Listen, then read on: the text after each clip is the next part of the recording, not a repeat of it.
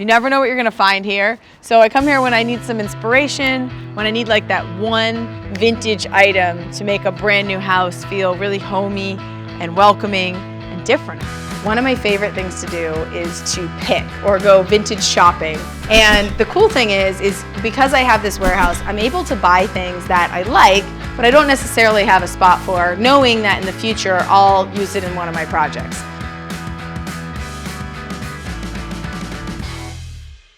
I think it's really important to add some things into any design that feel like they have a story. So it's something that has some rust on it, or the paint's peeling a bit, or just like something that you're not scared to sit on. If everything's brand new and everything feels like so fresh and sterile that you walk in and you're like, I don't know what to do, that's not a good thing. You want to just walk into a space, feel immediately at home and welcomed and comfortable. The rules to vintage shopping are you literally just go and you just look around, and if there's something that you like or that you think it's cool, that's what you should buy. I'm looking for something for a family that loves sports. I need something like a coffee table. I like to add one piece of vintage per room. If I have a living room, what is that one thing in that room that's vintage? Maybe it's something that's on the wall, a really cool piece of art or an object that you've hung. I think one piece per room is a great rule.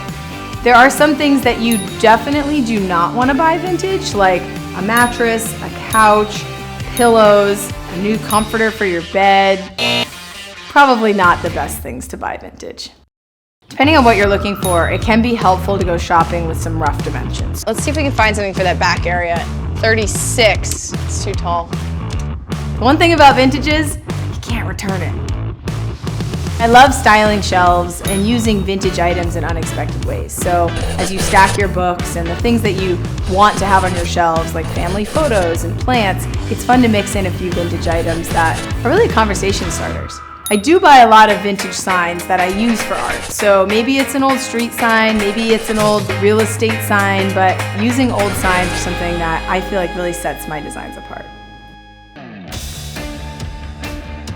I love a good vintage locker. The cool thing about lockers is not only do they look really industrial and vintage, they actually are really functional. I mean, I've built them into designs, I've used them as tables, I've used them as bar carts. People think it's really fun, and yeah, I use lockers all the time. Each of these bins would be able to hold like a lot of stuff. Oh, for sure, and you could lock them too if you need to. I love the look of it, Yeah. but it's too narrow. Well, I have another one that's identical to that. Maybe if you put them two together, then it would be the right width. That is a good sized coffee table. That would be. So I've got these lockers that I got from Patrick. I'm gonna make them into a coffee table. So now I need to connect these two sets of lockers back to back, which is gonna make one big kind of base for my tabletop. I'm gonna use self-tapping screws. So these screws are cool because they're made to go through metal. So you don't have to pre-drill for them. They have this point that right through the middle. So I have this solid maple top. This is what's gonna hold these lockers together and make it really feel like a piece of furniture. So I'm using this construction adhesive because I don't want this tabletop to ever come off. This has gotta be really, really sturdy. How's it look? Great. Having a nice soft rug in the new family room with this like metal locker on top of it with the wood top, it just makes everything feel like it's thought out. Sometimes I do know what I'm looking for. So for example, the entry of this house, I felt like I needed something really big for this wall. And when I saw these vintage ladders, I had an idea. I figured I could turn them on their side and turn them into some sort of a living wall to really fill this long space up to the entry. I bought these little planters that I'm going to screw in to the ladder, and then I'll put the plant in there. Oh, that looks so pretty. We have a variety of sage, and then this ivy. You can kind of get the feel for how it's gonna look. I'm gonna go see what it looks like on the wall. So I knew I was gonna paint this big wall in the entry a really crisp, fresh white. And so I knew I wanted some contrast against that. Because everything else is gonna be so nice and new out here, I thought something vintage would really set off this wall. So the vintage ladders have kind of like a gray tone to the wood. It contrasts the white really nice. And then by adding this metallic accent, it's an unexpected finish. And of course, you always need some green.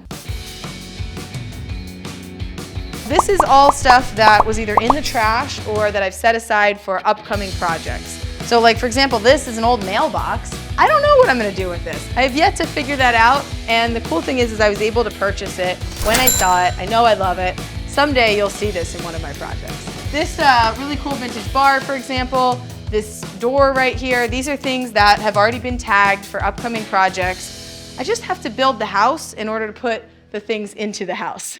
You never know what you're gonna find. So half the fun is not necessarily knowing what you're going to look for. This is where I get a lot of my inspiration. I find things that I don't even know what they are, I've never seen them before, and figuring out how to integrate those things into my new designs is really fun. So I actually found these lights the other day. I'm really excited about them. And there were 2 of them available. So these are like old vintage. I mean, talk about an awesome way to add like a pop of color in a room. So if I do a new project, everything's brand new, and I hung these lights, it would look really good. So one of my favorite things to do is actually put old doors in new construction. I found this old door. That's great. From one of my picker friends. And we can use this door as the pantry door. And I feel like this piece was made for it. Vintage, but still kind of contemporary. Instead of having all the doors just matching and brand new, once in a while I'll throw in a vintage door. This door, it's really heavy, it's well made. I saw it at the swap meet and I was like, I have to get this door. I didn't know where I was gonna use it. I'm actually gonna use it as a pantry door in one of my new construction projects. 1 or 2 pieces can really set off a design and make a home feel really welcoming.